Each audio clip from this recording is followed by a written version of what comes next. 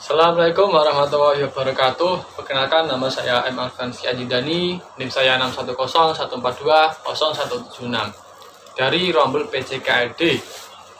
Di sini saya akan menjelaskan materi tentang pergaulan bebas dalam matkul pendidikan kesehatan. Pergaulan bebas adalah perilaku yang menyimpan dan melanggar norma kehidupan. Pergaulan bebas dibedakan menjadi dua, yaitu pergaulan bebas negatif dan pergaulan bebas positif. Yang pertama adalah pergaulan bebas positif. Pergaulan positif yang dimaksud yaitu pergaulan antar manusia seharusnya bersifat bebas, akan tetapi tetap mematuhi norma-norma kehidupan. Artinya pergaulan bebas namun teratur atau masih dibatasi oleh aturan-aturan dan norma-norma kehidupan dalam manusia, sehingga tidak menimbulkan dampak-dampak yang negatif. Yang kedua, pergaulan bebas negatif, yaitu pergaulan yang melewati batas-batas dan menyimpang dan melanggar aturan-aturan dan norma-norma kehidupan dalam bangsa dan serta agama. Kali ini saya akan membahas tentang seks bebas. Seks bebas yaitu hubungan yang dilakukan oleh laki-laki dan perempuan tanpa adanya ikatan perkawinan. Faktor-faktor yang mempengaruhi terjadinya seks bebas yaitu yang pertama, penghasilan tambahan, contohnya PSK. Yang kedua, pacaran, karena sebab adanya ingin tahu untuk melakukan hal tersebut. Yang ketiga, hawa nafsu. Dan keempat, pengaruh miras, karena miras bisa menyebabkan pikiran yang tidak terkendali. Faktor penyebab pergaulan bebas dan seks bebas. Yang pertama tentunya imam yang sangat lemah, karena kurang dorongan pengalaman iman-iman dalam tubuh kita. Yang kedua, kurangnya perhatian dan kepedulian dari orang tua, dan kurangnya kasih sayang dari orang tua. Yang ketiga, fasilitas yang nyaman. Keempat, tekanan dari seorang kekasih, karena contohnya ada paksaan. Yang keempat, pelampiasan diri. Yang keenam, kurangnya sex education, karena kurang pengalaman dan kurang dari pikiran kita. Yang ketujuh, rasa ingin tahu atau penasaran. Yang kedelapan, tontonan yang tidak mendidik, contohnya video biru. Yang kesembilan, pergaulan bebas. Yang ke-10, kematangan biologis. Yang 11, salah bergaul, karena salah bergaul bisa menyebabkan terjadinya seks bebas tersebut. Yang ke-12, kegagalan dalam pergaulan. Yang ke-13, adanya perubahan zaman. Fakta dan analisis. Beberapa tahapan yang biasanya dilakukan seseorang sehingga bisa melakukan hubungan seks tersebut, yaitu satu, pegangan tangan. Yang kedua, ciuman atau sebatas cium pipi dan cium kening, karena bisa menyebabkan rasa horny. Yang ketiga, ciuman bibir. Yang keempat, pelukan. Yang kelima, petting atau mulai berani melepas pakaian dari bagian atas sampai ke bawah. Yang keenam, meraba ke area-area yang sensitif, contohnya ya di sini dan di sini. Yang ketujuh, melakukan hubungan seksual ya tersebut.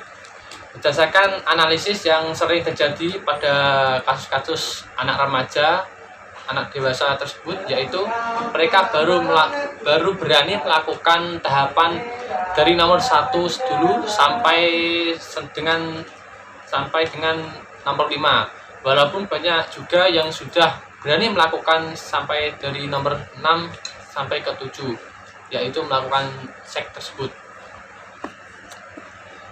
Dan dampak dari perbuatan tersebut tentunya ada hukum-hukum, karena kita berada di negara yang hukum.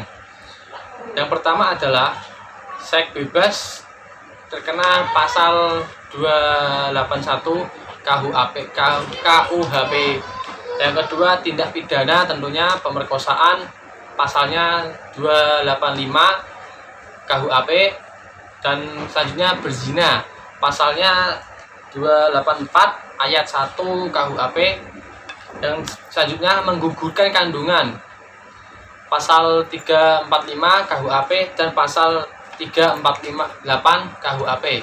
Selanjutnya adalah membunuh anak yang baru dilahirkan, pasal 341 KUHP.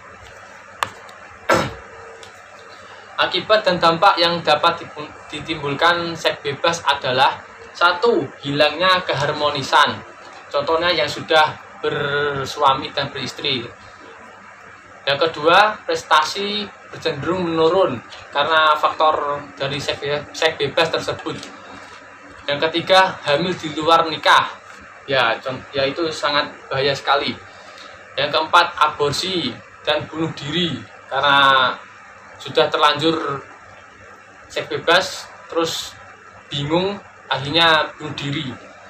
Yang kelima, tercoreng nama baik dari diri sendiri dan keluarga. Yang keenam, tekanan batin karena banyak pikiran setelah melakukan hal tersebut. Yang ketujuh, terjangkit penyakit, contohnya HIV. Yang ke-8, ketagihan. Yang ke-9, gangguan kejiwaan karena mungkin setelah melakukan hal tersebut terus jiwa terganggu.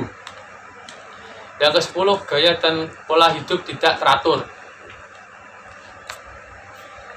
Solusi dari dan pencegahan seks bebas tersebut bisa kita terapkan.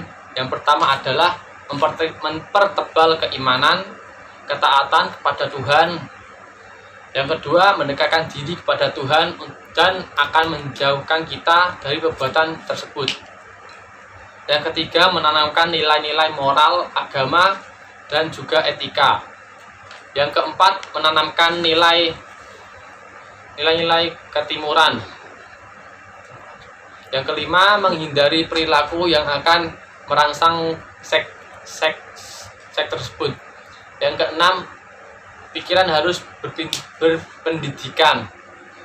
Yang ketujuh adalah sex education. Yang ke-8, pendidikan kesehatan. Yang ke-9, penyuluhan tentang seks bebas tersebut. Yang 10, mensegahkan aturan-aturan dalam hukum. Yang 11, jujur pada diri sendiri dan teguh pendirian. Yang 12, memperbaiki cara hidup dan cara berpikir kita. Yang ke-13, pacaran sehat. Alangkah baiknya tidak usah pacaran sih. Yang ke-14, tidak berduaan saat berpacaran di tempat yang sepi. Kesimpulan dari seks bebas tersebut dapat kita simpulkan, beragam bebas dan seks bebas merupakan suatu perilaku yang menyimpang dari tatanan kehidupan, aturan-aturan dan norma-norma. Terjadinya peraturan seks dan seks bebas dikarenakan banyak faktor. Oleh karena itu, dalam diri sendiri diharapkan mampu menahan diri dan mencegah dengan serius, dan juga mengetahui batasan-batasan serta bantuan orang lain seperti orang tua, keluarga, guru, dan juga teman untuk dapat lebih memberi edukasi dan kepedulian kita tentang bahaya pergaulan tersebut. Dan selanjutnya adalah saran. Yang pertama, saran dari orang tua, memberikan semua yang terbaik untuk anak, entah itu dari pendidikan, kasih sayang, kepedulian, pencegahan, dan juga mempertahankan anaknya dengan sebaik-baik mungkin. Yang kedua, kepada generasi muda, agar tetap menetapkan arah dan tujuan hidup yang jelas untuk masa depan yang cerah dan baik. Belajar mengenal diri sendiri, meningkatkan keimanan dan ketakwaan, mengisi kegiatan yang baik dan positif, dan bermanfaat, serta bergaul dengan teman atau perkumpulan yang baik sehingga meminimalisir dan terhindar juga terjumus pada perilaku pengaturan bebas dan seks tersebut. Itulah yang bisa saya jelaskan tentang materi seks bebas. Sekian dan terima kasih, semoga bermanfaat. Assalamualaikum warahmatullahi wabarakatuh.